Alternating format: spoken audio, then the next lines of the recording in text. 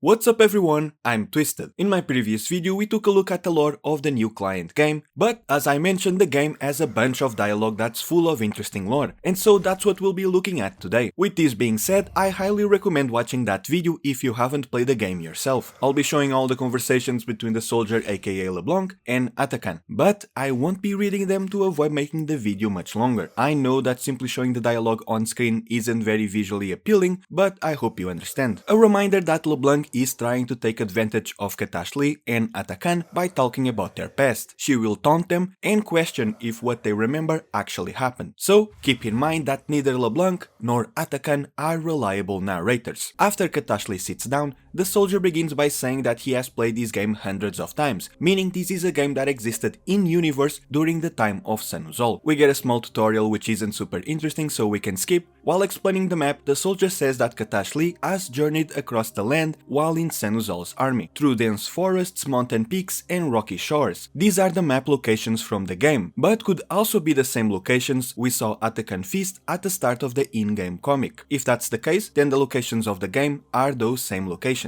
Then this would mean that Atakhan was traveling through familiar places, but this could all just be happening in his head because the last location the demon arrives at is this field from the time of Sahn-Uzal. I couldn't really find them on the map, neither of these seem to fit Qualthala, but the last map does look like the area where the Immortal Bastion is now. In the next line, Atakhan says that the power of the sigils feels familiar. As we learned from the ending of the game, the sigils powers were used to trick the demon. Alright, we can skip.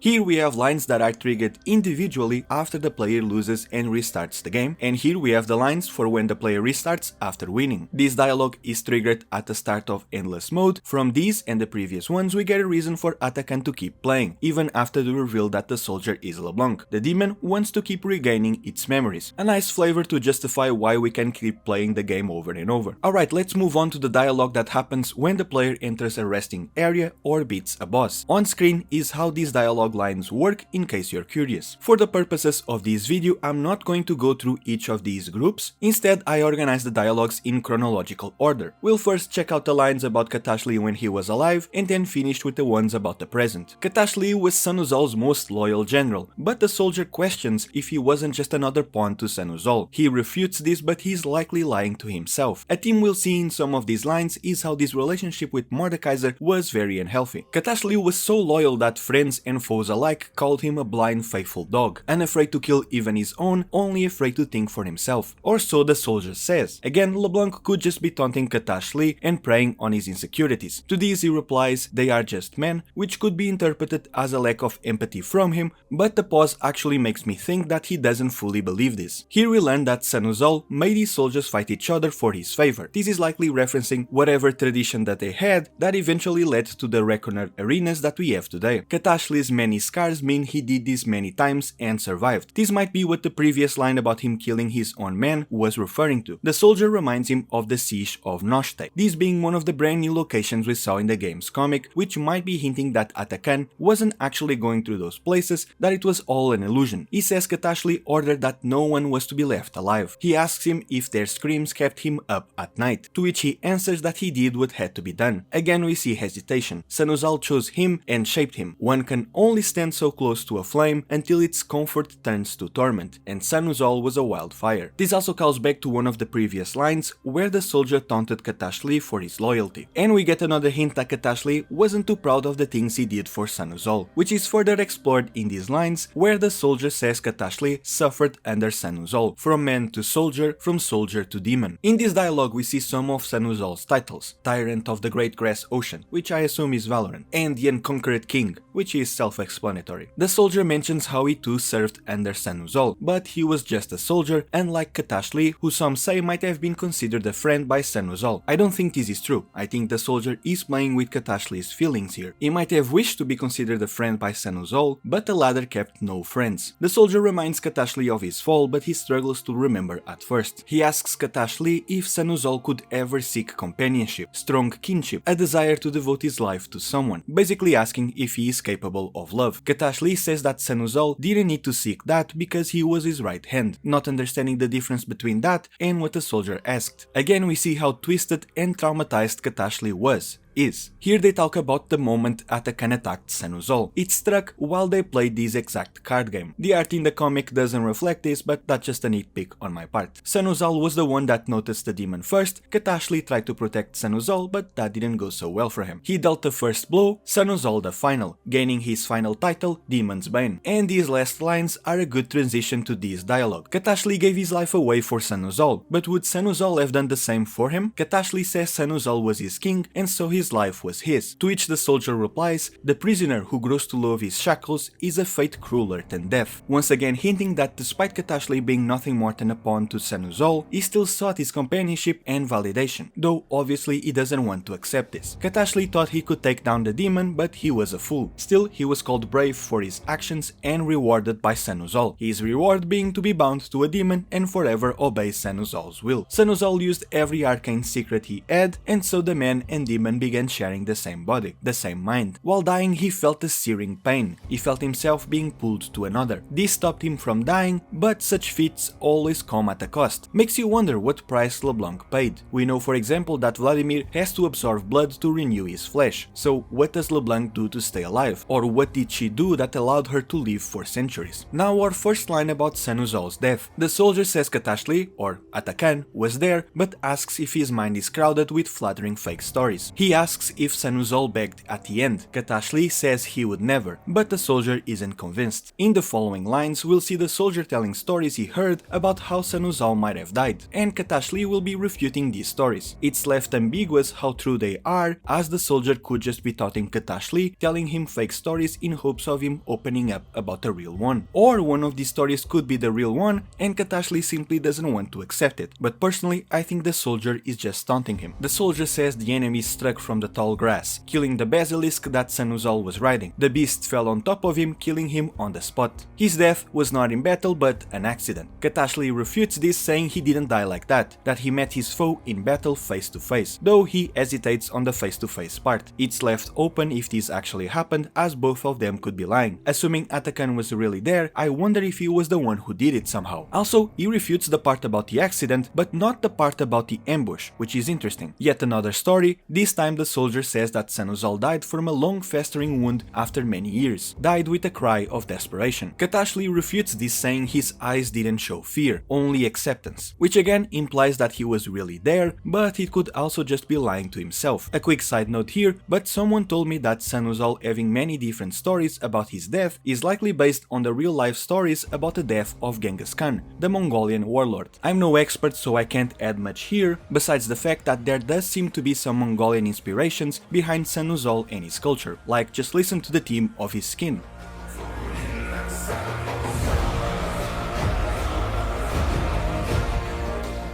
But again, I'm no expert, so if you know more about this stuff, let me know down below. Going back to Sahn-Uzal's death, now we get Katash-Li's version. The great grass ocean set aflame and a man at its center, sword held high as he breathed his last. The soldier calls this a fantasy, colored by a fractured mind. Again, another story that might or not be true. The sword part doesn't fit Sahn-Uzal that much, but again there might be some truth to this story. I think it's quite interesting that the soldier says that only Atakhan knows how Sahn-Uzal died. The soldier confronts him, accusing him of lying. I think this line about him witnessing Sahn-Uzal's final line is super interesting. Maybe Sahn-Uzal didn't have a warrior's death, and it was up to Atakhan to lie about this, to keep Sahn-Uzal's glory intact. I wanna bring up this conversation as here the soldier says that during the chaos of battle, one can easily become overwhelmed. Now this could be nothing but the soldier provoking Katash-Li. A proud warrior would never admit he was overwhelmed in battle, but maybe there's more to it. Maybe he accidentally killed someone he didn't want to, like for example Sahn-Uzal in the middle of a burning battlefield where no one else saw but the demon. Or maybe what Atakhan saw was Sahn-Uzal dying outside of battle, and so he lied to everyone else. I think this would be super interesting and would really show how devout Atakhan was to Sahn-Uzal and his cause. And I wonder if Sahn-Uzal not having a warrior's death was the reason why he didn't reach a glorious afterlife. But that would just be a theory within a theory, so let's move on. If you are enjoying this video so far, consider subscribing. It's free and you can always change your mind later. We've seen enough about Sahn-Uzal's death. Let's see what happened to Katash-Li and Atakhan Atakhan After it. In this line we learn that the demon lost its king and with him its purpose. The freedom brought it rage and sorrow. It had been blind to its emotions. Sahn-Uzal's death caused them all to finally come out. It was devastated. Again, we see how much Katash-Li and Atakhan cared for their master, even if it was one-sided. The prisoner who grew to love his shackles. And I do wonder if Atakhan is only able to feel like this because of the human mind literally inside its own, as in the demon is only able to feel these human emotions because of Katash-Li. Here we learn that following Sahn-Uzal's death, Atakhan absconded to the spirit realm. The soldier wonders if the demon did it because of its feelings. It was sick of this world. Maybe it was just trying to hide itself from everything, or maybe it went looking for Sahn-Uzal's spirit. Who knows? Speaking of the spirit realm, a warped mirror is how Atakhan describes it in relation to the normal world. The soldier mentions dreams, which, fun fact, are also connected to the spirit realm. He says that the spirit realm is not just one place. There are regions where magic fills the very air. Nothing new here. We know that some of Runeterra's magic comes from the spirit realm and that magic flows like rivers throughout the world. Atakhan says death can take you to this realm, which we already knew. But since demons can't die, the soldier wonders what caused Atakhan to go there. Atakhan says it anger. I'm not sure how to interpret this, but I'm guessing that Atakhan has no better way to describe what it was feeling after Sahn-Uzal's death. But since Atakhan says that death can take you to this realm, this might again mean that he went there looking for Sahn-Uzal's spirit after Sahn-Uzal died. Now, there's a couple lines about what happened to Sahn-Uzal himself after he died, but before that we have this one which explains what he believed in. We learn of Sahn-Uzal's first truth in the trailer of his skin and in his voice lines, these being the strong eat and the weak have nothing to offer their gods. He believed in the Hall of Bones, an afterlife of eternal glory that only the strong and worthy would enter. Here we learn that this afterlife was also called Oshrak-Nun, and this is cool because this is yet another word in Runeterra that ends in Nun. First we have Ok-Nun, which is the language of the dead, then we have Mita-Rak-Nun, which is Mordekaiser's afterlife, also known as the Grey Realm, then we have Vol-Rak-Nun, an afterlife for those who follow the wolf, we saw it in the Messa's music video, and now we have Oshrak-Nun, the Hall of Bones. We can assume that Nun means death, and that Rak likely means realm, and just like Vol likely means wolf, as Volk is wolf in some real-world languages like Slovenian, Oz might mean born, as Oz is also born in Latin. The first truth was about what you must do while you live. The final truth was death, the Hall of Bones. And here the soldier tells us what happened to Sahn-Uzal. Instead of an afterlife of glory, he saw a wasteland with spirits fading into nothingness. This was also described in Mordekaiser's bio. The Hall of Bones was a lie. Katash-Li refuses to accept this, which makes sense, as in life, he too likely believed in this as well. Or maybe he does know that this afterlife doesn't exist and he's just lying to convince the soldier. The soldier says that from the darkness, Sahn-Uzal called out to some who knew him. Here we have a reference to Ok-Nun. As I mentioned, this is a language of the dead. Sahn-Uzal learned this language after he died and used it to convince a coven of sorcerers to bring him back, hence why it's described here as profane and hypnotizing. Here the soldier says that the world was destitute, it needed a savior. Sorcerers sought a tool that could be bent to their will. This gives us more context behind why the sorcerers brought back Sahn-Uzal, as in Mordekaiser's bio we only learned that they wanted to use him for their wars. Since Mordekaiser came back less than 100 years after the Darkin Wars started, perhaps this is what the soldier means when he says the world was destitute. We don't know when Sahn-Uzal was alive, but if I'm right about this Darkin connection, then perhaps he was from a time before the Darkin. After Sahn-Uzal died, his legend lived on. Time washed clean his ruthless, violent ambition, leading to people wanting to bring him back. And when he did, he sought to conquer the world and the worlds beyond it. And, of course, Atakhan. Worlds beyond probably refers to the many pocket realms from the spirit realm. When Mordekaiser came back, it called out to Atakhan. With his great will and knowledge of the arcane, nothing could evade his gaze. Atakhan describes this as a chain tightening, which makes sense since he is magically bound to Mordekaiser's will. The soldier wonders what Mordekaiser saw in Atakhan. The first thing he did when he came back was summon it. And here we see Atakhan talking in third person, which might be because this is actually Katash-Li speaking. He didn't see himself as a pawn, but has no issue saying that Mordekaiser saw Atakhan as a weapon. Or maybe he has no problem speaking like this, because now we are talking about Mordekaiser and not Sahn-Uzal. One a hollow shell infused with the soul of a warlord, the other a demon with a soldier inside like a splinter. This is how Mordekaiser and Atakhan are described, both far from what they once looked like, far from who they once were. Sahn-Uzal welcomed death, Mordekaiser defied it. The soldier asks how someone could thrive in these horrors, to which Atakhan replies that power shields from all wounds. Atakhan couldn't defy Mordekaiser, the bond didn't allow it. This goes against my theory of Atakhan being the one who killed Sahn-Uzal, so maybe the theory about Sahn-Uzal not having a warrior's death was more likely. But Atakhan could have killed him by accident, who knows. The soldier asks if the demon wouldn't have served him anyway, even without the bond. Atakhan says no act done in freedom mirrors one done in chains. Here we learn that there were more demons serving Mordekaiser. Atakhan remembers another one of fire. This was Tybalk. In the modern days, the Rose bounded Tybalk to a mage called Hamelin, which isn't too far from what happened to Katash-Li and Atakhan. After her death, this connection was transferred to her daughter, Annie, or at least to her teddy bear. Yes, Tybalk is now Tiber's. This conversation confirms that the Beast of Shadow that served Mordekaiser, mentioned in Hamelin's story, was indeed Atakhan. This is something people have been speculating about ever since the story came out in 2022. Mord's demons have all been locked away. Based on the fate of Tybalk and Atakhan, the Rose likely has the other demons as well. Also, Atakhan wants to see the other demons, which is kinda funny. I wonder if they were also bounded to humans when they served the Iron Revenant. Moving on to Mordekaiser's defeat, this conversation just shows that Atakhan doesn't really like the people who banished Mord, calling them traitors. This line about power in subtlety likely references how LeBlanc betrayed Mordekaiser and began ruling Noxus behind the scenes. The soldier says Mordekaiser's reign caused an impossible alliance to be formed, out of warrior tribes that descended from those that existed when Sahn-Uzal and Katash-Li were alive, as well as mercenaries and even those who brought back Mordekaiser. And here we have this line about the Black Rose. Atakhan calls them shadow dealers. Following the previous line, it's possible that the Black Rose was likely once the group of sorcerers that brought Mordekaiser back. We know that the Black Rose mages from the time of the Rune Wars look like the ones that served Mordekaiser, and that they also looked like Sahn-Uzal's sorceress. So it's possible that the Black Rose are descendants of the sorceress that once served Sahn-Uzal. This makes the line about history washing away his cruel deeds and then bringing him back even more interesting. There's also another line that hints at this, which we'll see in a bit. Being defeated was part of Mordekaiser's plan, as the spirits of all the victims of his second reign were now trapped in the wasteland waiting for him. This one truth, which was also mentioned in the trailer, is that he'll forge the kingdom that he was once denied. Using the souls of the weak, he forged a new afterlife, Mitna Raknun. But going back to this dialogue, it seems that Mitna Raknun already existed, known only to those who knew Oknun. So, was the wasteland where Sahn-Uzal found himself, the same where Mordekaiser built his new kingdom, already named Mitna Raknun? Maybe, but maybe those who knew Oknun already knew about it, just not by that name. And here we have probably one of the most interesting conversations. The soldier says that Mordekaiser's enemies banished him to a more suitable place, beyond his realm. Atakhan asks why this place, to which the soldier replies saying he doesn't know for sure, but he understands. Never throw away a tool when it may still one day serve a purpose. We know that Mordekaiser's plan was known only to him, so was the Rose fooled? Banishing Mordekaiser to the wasteland, hoping that they could use him again sometime later, not knowing that it was part of his plan all along? I'm not sure how else to interpret this. Yet another reference to the Rose, the soldier says that they were there from the beginning and that they held power after Mordekaiser's defeat. Again, this makes perfect sense, as the designs of the sorceress remain consistent throughout history, which again means they served Sahn-Uzal, probably brought him back as Mordekaiser after he died, and then later banished him. Unless the soldier means they were there from the beginning of Mordekaiser's reign. But I think she means the real beginning, from the time of Sahn-Uzal. And now, before the final boss dialogue, let's take a look at other conversations, starting with these about demons. This one doesn't really give us anything new. Demons didn't create the suffering of mortals, they were born from it. They feed on it. If there was no mortal weakness, the demons would cease to exist. Atakhan says fear, jealousy, hatred, and unfortunately, I don't think he's talking about the 10 primordial demons, because the soldier simply says that these are meals of lesser demons. Also, if I'm not mistaken, this is the first in-universe reference to Atakhan's title, the Bringer of Ruin. This one is really interesting. We learned that at first, Atakhan only feasted on the remnants of war, but as it grew stronger, it started to also feast on the carnage it itself brought. Then, likely after Mordekaiser was defeated, Atakhan vanished for centuries, and now it returned once again. The soldier wonders if it's because its hunger grew unbearable or if someone called to it, but Atakhan answers that it came back because it was angry. Now, I'm not sure how to interpret this. We do know the demon came back because of LeBlanc, but maybe here the demon itself doesn't know that.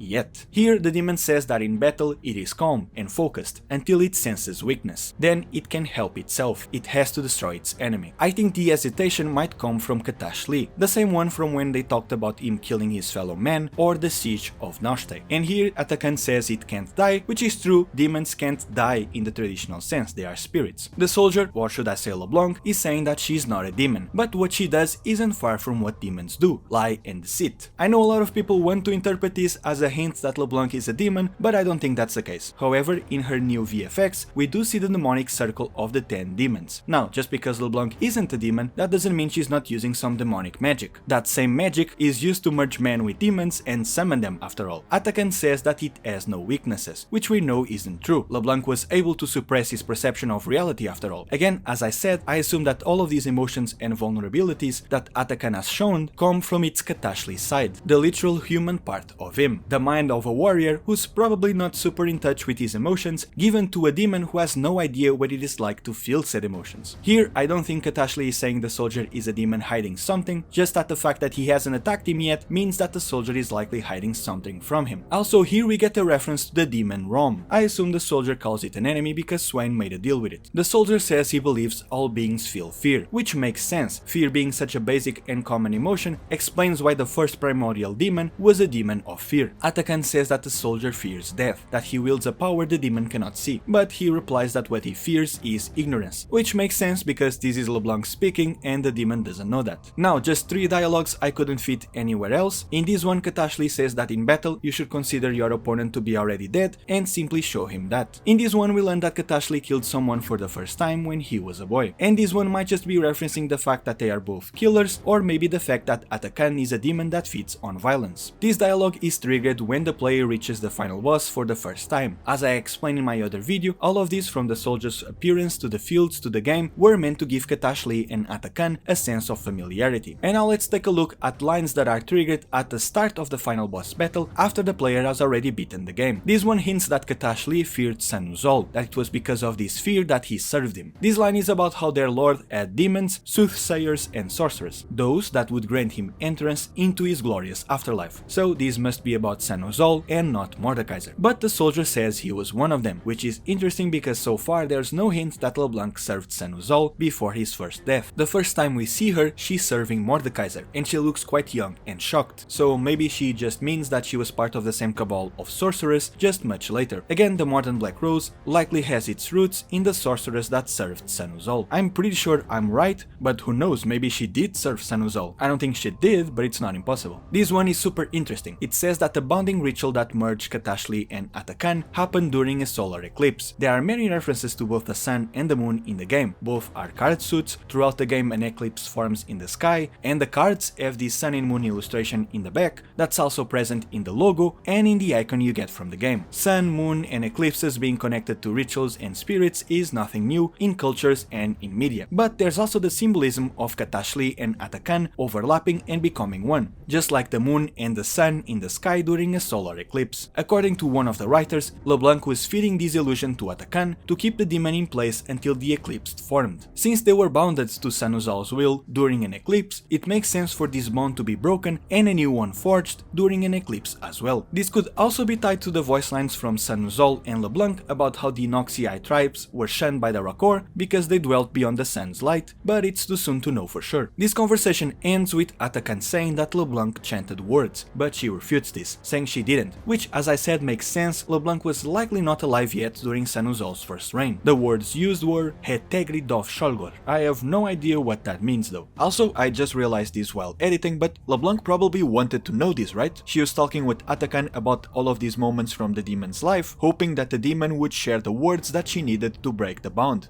I think that's what happened here. In this one we get a title drop, and the last boss dialogue is this one, nothing special here. After the player wins for the first time, we get this dialogue which reveals everything. If you've watched my other video or played the game, you already know this. And finally, here are the individual lines you get when you beat the game again. And that's it. With so many lines to analyze, I'm certain I missed something. So if I did, let me know down below. If you enjoy this type of videos, consider subscribing. It's free and you can always change your mind later. I'm Twisted and I'll see you guys in the next video.